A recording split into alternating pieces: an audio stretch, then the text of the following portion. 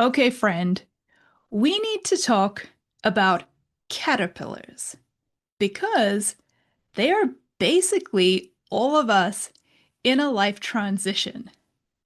So picture this. You're a caterpillar. You're vibing, you're cute, you're squishy, you're eating snacks all day, truly living the dream. Then suddenly, your whole nervous system is like, surprise! It's time to evolve. And you're like, evolve into what? I'm literally a worm with a mouth hole. But instinct is relentless. So you spin yourself into a chrysalis like a DIY wellness retreat, and you dissolve into soup. Yeah, really. You turn into goo. You melt down into who even am I? Was I not supposed to be a worm noodle? Shouldn't I have this figured out by now? And every part of your identity gone. Your goals unclear. Your career direction questionable. And your ability to function like a normal adult debatable. You're just goo. Premium, emotionally unstable goo. And while you're convinced your life is falling apart, your cells are like, everyone remain calm. We are building wings. That's right. Wings. As in, you're about to fly after spending literal days liquefying your entire body. But finally, you bust out of that chrysalis, hair a mess, your wings all soggy like a baby bat. But you stretch, you breathe, you create stillness, you trust, and suddenly you're sipping nectar in the sunlight, and all those insects you used to hang out with are like, damn, she got wings now? So, if you feel like everything in your life is turning to mush right now, your identity, your confidence, your career direction, friend, you are not failing. You're in your wing building era. And that's exactly what we're talking about today. The messy middle, the confusing, emotional, nothing makes sense stage of becoming. And why feeling like goo might actually mean you're exactly on track. Welcome to Burnout-Free Me, your success and well-being podcast. I'm Dr. Amy Grimm, and I am so glad you're here. Let's go from burnout to breakthrough together. Hi, friends. Welcome back to Burnout-Free Me. I'm your host, Dr. Amy Grimm, certified life coach, veterinarian, and fellow high achiever learning how to build a life that feels good on the inside too. This is episode number 131. Now, today's episode is about transitions. Those times when everything feels like it's shifting. Your job, your identity, your goals, your capacity, even the way you see yourself. When something in your life is changing, your nervous system can go into overdrive, trying to pull you back to the familiar, even if the familiar is what's burning you out. You might look around and think, I've checked all the boxes, I've worked hard, I've built a successful life, so why does it suddenly feel like none of it fits anymore? This is the messy middle of transition, where the old version of you is dissolving into goo, and the new one hasn't fully arrived yet. And while transitions are completely normal, they can also feel wildly uncomfortable, especially for high achievers who are used to clarity, competence, and control. So that's what we're going to talk about today. These 5 common thoughts and emotional experiences in transition. And we're going to talk about why they're normal and necessary. And we're also going to talk about how you can support yourself during times of change, as well as the mindset shifts that will help you prepare for what's next. So, these are the types of thoughts that are very common, and one that comes up during major life transitions quite a lot is this thought of, who even am I right now? It's like we lose touch with ourselves, we forget. Because transitions, they shake up the structures that define who we are. Your role, your routines, your relationships, even your expectations of yourself. So, of course, you feel shaky. You are a transformation in progress. And your nervous system prefers what's familiar because familiar feels safe, even if that familiar is painful or draining. So, when your brain senses change, it sends up alarms. I don't know who I am here. I don't know the rules anymore. I don't know what to expect. And that uncertainty can feel like danger. And this is where nervous system regulation becomes so important. To expand into a life that supports you better, you need the capacity to tolerate the unfamiliar long enough to grow into it. So, if you're wondering, who am I? It's not because you're losing yourself. It's because you are outgrowing a version of yourself that got you this far. For example, maybe you've always been the reliable one, always saying yes, always showing up. And now you're realizing that version of you is exhausted. You're learning how to set boundaries, but you don't yet know who you are on the other side of no. It's like you set the boundary, you said no, and now what? I haven't been here before. And that's why these identity shifts can feel like a free fall. But this is how becoming begins. So, a helpful thought to remind yourself when you're questioning, who even am I right now, is to say to yourself, of course I feel unsure.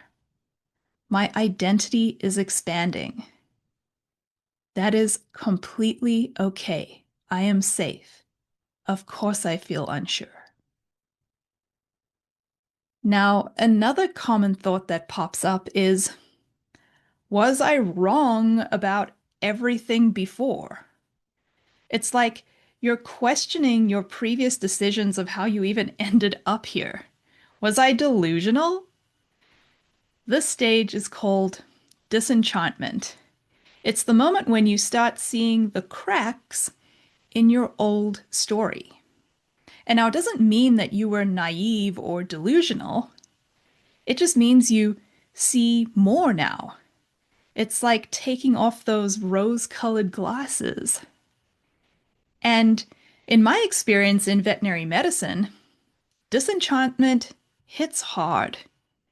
You grow up dreaming about helping animals, and then reality includes angry clients, money challenges, difficult cases, compassion fatigue, staffing issues. Many veterinarians hit a point where they're asking, did I make the wrong choice becoming a vet? Why is this so much harder than I expected? And of course, this isn't veterinary specific. You can be in any career and face these questions. And what you want to hold on to at this stage is that disenchantment is not a sign that you chose wrong.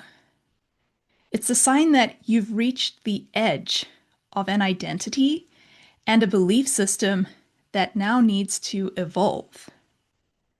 So maybe the story you outgrew was, I'm meant to be a vet. Sometimes our careers change. Yeah, maybe you were meant to be a veterinarian at one point, and now you're meant to move on to something different. Or maybe it's that you're still meant to be a vet. You just need a new story about how to do it sustainably.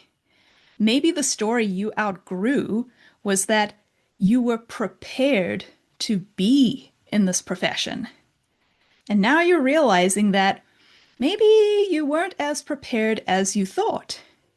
You are lacking some foundational tools and strategies to help you with your well-being and to be successful and happy. You find yourself burning out, being exhausted and disillusioned with your career because the story you're telling yourself is that this is how it's meant to be. So in this case, it's not so much about changing careers, it's more about learning how to adapt and thrive. So if you find yourself questioning if you were wrong about everything before, pause and correct yourself. Tell yourself, no, I wasn't wrong then, and I am just wiser now. Okay, now number 3, this next sneaky thought that high achievers tend to ruminate on during periods of transition is that I should have figured this out by now. High achievers, we love a plan. We want gold stars, mastery, certainty. So when life throws us into a phase where we don't have the answers, we can panic. We can judge ourselves. We create urgency where none exists. And this pressure is activating to the nervous system. It pushes us into that fight or flight. And we try to force clarity instead of allowing it to emerge. And transitions, they are learning phases. They require curiosity, patience, and flexibility. So if you want to reduce stress, instead of beating yourself up for not having it figured out, not knowing what this whole life and career thing is about, remind yourself that there is no such thing as figured out. You are always learning and evolving. So if you're someone who thought that by now you'd feel fulfilled in your career, but you don't, your success alone isn't cutting it, that's okay. It doesn't mean that you did a bad job figuring things out. It just means that you're growing and learning and evolving. You have already created the solid foundations for success, and now you're just figuring out how to do it in a way that feels energizing and fulfilling to you. How awesome is that? Now, the next thought that tends to come up when we start to leave the old behind is we can feel a sense of loss. And sometimes we question, well, if this is right, why do I feel so sad? And the truth is, you can choose change and still grieve what you left behind. Even good endings hold loss, like a job you once loved, a city that helped shape you, a relationship that really mattered, a version of you that worked for a while. And there's this tenderness that comes with releasing familiarity. Because grief does not mean regret. It means that those chapters mattered. You cared. It helped make who you are. So even if you find yourself feeling sad, let the grief come. Give it space. Let it honor your growth. And remind yourself, this hurts because I care. A quote that I always remind myself of is one from Winnie the Pooh, where he says, "How lucky I am to have something that makes saying goodbye so hard." Okay, friends, and now on to thought number 5, which is also somewhat of a feeling. It's the sense of wanting to retreat. And you may ask yourself, if I'm so excited for this big life change, then why do I feel like I want to hide? So let's talk briefly about the motivational triangle. This is used to describe how our survival brain works. Your survival brain is designed to conserve energy, avoid pain, and seek pleasure. That's it. These are the foundations for survival as a species. But change, it violates all three, even when the change is for the better. Because transitions, they demand energy. It requires effort and work to change. It can also feel uncomfortable and uncertain because there's this element of emotional exposure. And change doesn't always feel fun or enjoyable. Sometimes it requires courage and commitment. Yet, your survival brain is wired to avoid all of that. It wants to keep you safe. So when you enter into a period of transition, your nervous system sounds the alarm. It says, "This is too much. Let's play it safe. Go back to what we know." Withdrawing can feel safe. But hiding isn't the goal. Recalibration is.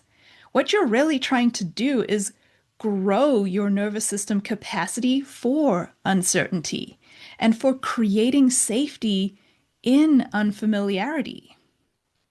And you can support yourself by moving forward at a gentle pace, resting when you need it, taking smaller steps. Remember, not everything has to be a big change all at once. And by building habits that support who you're becoming. A habit is a behavior that we find easy to do. It requires very little energy. It's on autopilot. It feels safe and familiar. So by letting your capacity grow slowly and creating habits that support you along the way, you are essentially recalibrating what your nervous system considers safe. And you're now using the motivational triad for yourself, not against yourself. So don't withdraw completely. Instead, create space for stillness and reflection, because this is what strengthens you for what's next. Be in that cocoon and remind yourself that it's okay to take up space more slowly. My expansion does not have to be rushed.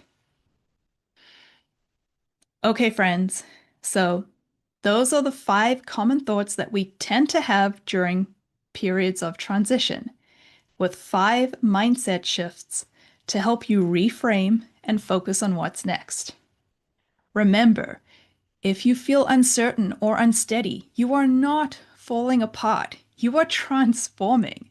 Just like the caterpillar that turns itself into a soupy liquid that eventually reforms to become a butterfly.